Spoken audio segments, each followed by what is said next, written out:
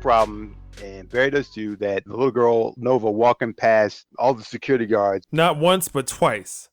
twice. Twice. Right? Let's Well, not even talk about when the apes escape. Really? How many of them was in there? okay, so first of all, there was only 2 guards on duty watching the apes. One watching the kid, one watching the regular apes. Actually, there was only 1 guard. The rest of the dudes were off in the barracks doing whatever they needed to do. Steven Spielberg, childlike innocent moment comes in. If you look at it, she's walking in shadow. She's not hit by the spotlight passing. Really? She's walking right behind it. Right next to the I apes. looked at it. I was like, well, how that? Because I asked the This same is question. Metal Gear Solid, Keith. You know what it is. I'm just saying, she walked right through it. We can see her, but she was walking through in shadow. She wasn't walking out, right? She wasn't making a whole lot of noise. She just walked up to the thing, walked up to Caesar, went out and got his water and everything. But that scene wasn't about her sneaking around. I was more or less pulled in by the scene itself. The apes at that point had turned their back on Caesar. A little girl comes in. They've been abused by humans, and then this little human girl comes in and tries to help them. She gives him water, he goes back and they give him food, and it's kind of like apes drawn together thing. They're throwing a little hand sign for like the twig breaking thing. And that's kind of like where that scene for me was. She almost did get caught. He was forcing her back, get out of the way and stuff. That's when what was it, Rocket walked up. He ran down there and walked up, and Yes, he did. big ape, yeah, he walked up and he was like, "Fuck y'all, what's up?" And he got captured and stuff and thrown in there and everything. That whole scene was like fantastic. I wasn't even thinking about the little girl and stuff at that point. Again, my problem is that there's a lot of elements from other movies in this, and the Noah's Ark. yeah, and also the death scene of Caesar. That's when the movie really looked fake to me. The CG in the background, the kids are just playing. And I'm not saying you guys are necessarily wrong. Maybe it's because I saw the first few movies, and they were so fresh in my mind because they were doing a lot of throwback, especially the first movie. The thing is that when you want to write yourself out of a trilogy, you add a child, and What? that is a problem. Like, I just think the addition of a child to this movie is the easy way out. in the original Planet of the Apes, Nova is the love interest of Charlton Heston. I just think that they're shoehorning in too many different elements. That's all. That movie started as a war film, and actually it kind of started out at like the kind of not the tail end, but kind of the middle of the war as it was going on, as it was kind of raging. And then it goes to the revenge plot. Caesar's on a mission. He'd abandoned his colony to his people, get caught by the humans, and turn into slaves, build their wall. And he's kind of like, holy crap, what have I done? There were a ton of different elements and stuff going together, but it was pulled together so smoothly. It all fit with that story, though, that they were trying to tell. Because at the end of the dawn, fuming about Koba starting the whole thing, and that the opportunity for them to have some kind of union with the humans was broken. He's got this jacked up war he's got to fight. He doesn't hate humans. He knows that they're fucked up. He doesn't hate them. But Colonel kills his son and his wife. Fuck this. I want this guy dead. And I see what Koba means. I'm going to kill him. And he kind of abandons everything in. So I agree. There's a ton of different story elements. But I feel that they were told and pulled together into one cohesive story. And it was a damn good story. And I think you guys agree it was a good story as well.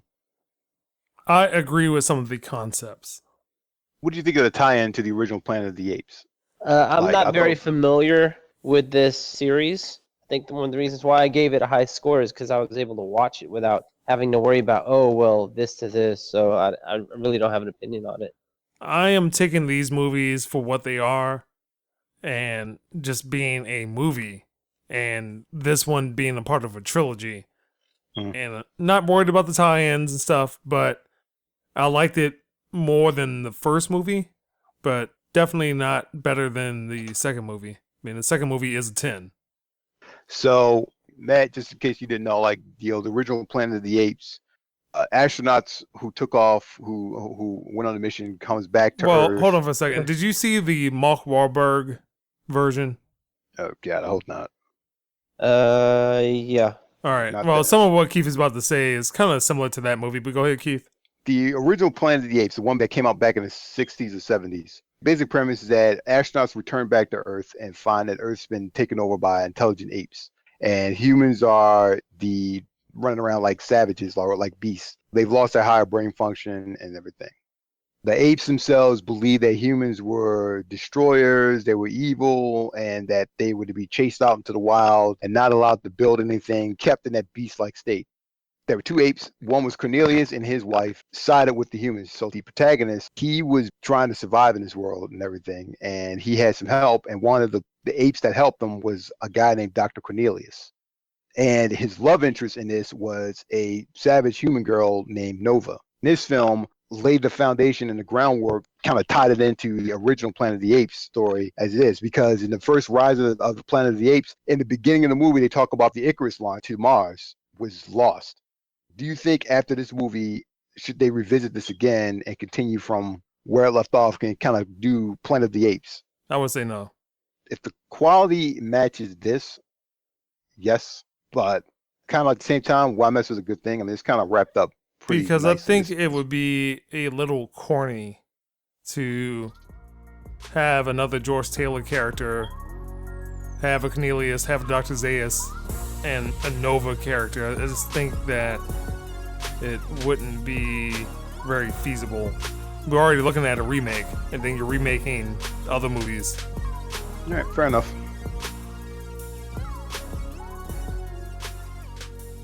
James, how did you feel about War for the Planet of the Apes? I actually liked the movie. I thought it was better than what I expected it to be. I saw the first one that was with James Franco. I did not see the second one. I was able to pick up what went down in the second one from this one. So anytime a movie could bridge the gap without you having to see all the movies, I think it's a pretty good movie. I enjoyed it. All right. So I had a lot of issues with the movie, even though I gave it a positive score. I had some issues with it because it seemed like it was pulling from a lot of different other movies. Name The Great Escape, Roots. Yes. That's one of my negative parts. Some Western movies. Mm-hmm. It also kind of touches on some issues where you have a villain, kind of like a Bond villain problem, where you capture somebody and you keep them alive. And then explain your whole plot. Yeah, and then you explain everything that you're going to do, and then you try to do it, and then you fail. You fail because you opened your damn mouth. You would just shut the fuck up and kill Caesar, and this wouldn't happen. But yeah, but unfortunately, that is kind of a movie plot device that's been going on for years, that the villain always opens their mouths and say something, tell too much, and then the plan is foiled, and they wonder why. How did you feel about the CG in the movie? Well, I thought that Caesar looked pretty damn good. Like, it was Andy Serkis. Yes. He is an amazing motion caption actor. And also, what I forgot to mention on the podcast is the person that played Koba in the last movie wound up playing King Kong in the more recent, whatever that garbage was, King Kong, something, another. Skull Island? Yeah. But I thought the CG was pretty on point. The thing about Caesar, he was not the biggest ape, but he was the most imposing ape. I actually like the way he looked at people, man. I was like, man, he about to rip the fuck. I thought he was about to whoop Winner's ass right then and there. He did a great job, Andy Serkis. And the CG I thought was pretty good.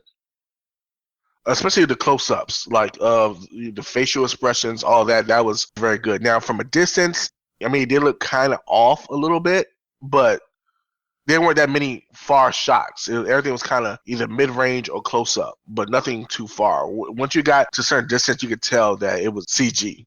Yeah, I thought it was pretty good. Well, one of the issues that I brought up, the story itself, where this is called War for the Planet of the Apes, is more like skirmish for the Planet of the Apes. I was expecting a very large-scale event. What I received was just kind of the Great Escape. They are in bondage, Spartacus at this point. How did you feel about that plot point where the apes are captured and put into servitude? I agree with you on that. This really wasn't a war. I agree with you 100% on that. It was more so, like you said, the Great Escape. You got captured, let's escape, let's plot everything out, get everybody out, and survive. That's all it was. It wasn't really a war. It was more so a war amongst the humans. The apes just happened to be there. That's what it was. So I agree with you there. Because it I starts wish off that- great. It starts off, Caesar's wife is killed. Yeah, and I thought that was gonna be the catalyst for him to really set shit off, but then it turns into a Spielberg movie. right, it kind of calmed down after a while, which is okay, but I still wanted the war. I wanted the war. I wanted it to be a little bit more action. Don't get me wrong, I enjoyed it, but I just wanted a little bit more action. And the dramatic parts did its job because I became invested in Caesar. I became invested in his ragtag band of apes that he had with him. So one ape kind of annoyed the hell out of me. What's his name? Bad Ape. After a while, I was just like, okay, yeah, you're kind of slow. Who was Steve Zahn? He was in Saving Silverman. Yeah, he was the he was he was the animal control guy. Yeah. Silverman, yeah. I knew I recognized his voice. I just couldn't place it. But I just wanted a little bit more action. Like I said, dramatic parts were good. It added more flesh to the story. I thought Woody Harrelson's character I thought he did a great job. I have some issues with that, mainly Really? because of when the battle started. Mm-hmm. They took the easy way out with his character. Oh, well, yeah. Because they have him succumb to the simian flu. So the simian flu causes humans to regress to a non-talking state, a less Kinda intelligent state. Like ape state, yeah. Yeah. So when the battle starts, he's just unavailable. He's not around. Yeah, I agree with you there. But outside that, I thought he did a pretty damn good job. He was convincing. Woody Harrelson does have some acting chops, but I think he did a great job. I actually understood the reason why. I think that him and Caesar are actually parallels to one another. They kind of had the same past, just one just took it a little bit more personally. And that was funny to me because he said, you're making this personal and all this other stuff, but he did the exact same thing. All right. What score would you give War for the Planet of the Apes? I would give it an 8.5. And I would watch it again. I really didn't have any expectations for this. I liked the first one, the one with James Franco. That was pretty good. I enjoyed it. But like I mentioned earlier, that this movie actually was able to bridge the gap. I understood that Koba was the one that started the war. He's the one who basically set shit off. And they had a code like ape don't kill apes. So I get that. Is this Spoilercast? I wish that Caesar would have survived. That's another issue I have with the movie. Just the way that he died. He could have survived. I thought he should have survived. I mean, we do know that his son will be the one to take over. We do know that. Because Cornelius is the one that's in the original Planet of the Apes, the 1968 version, I think. Yeah, Charlton Heston. Yeah, so that's Cornelius, but I just don't think he should have died like that. He was too much of a pivotal character to me I agree. to die I like agree. that. Like that. If he died in battle, if he died at the part where he was trying to explode the oil tanker, which I also had another issue with because that seemed like it was straight out of a video game. Yeah. But if he Like- died there or someone had killed him, that would have worked for me. It was like a quick time event in a video game. Dodge the explosions. Get to a certain point. Hit X, throw the grenade. Yeah. But all right, we'll just wrap it up.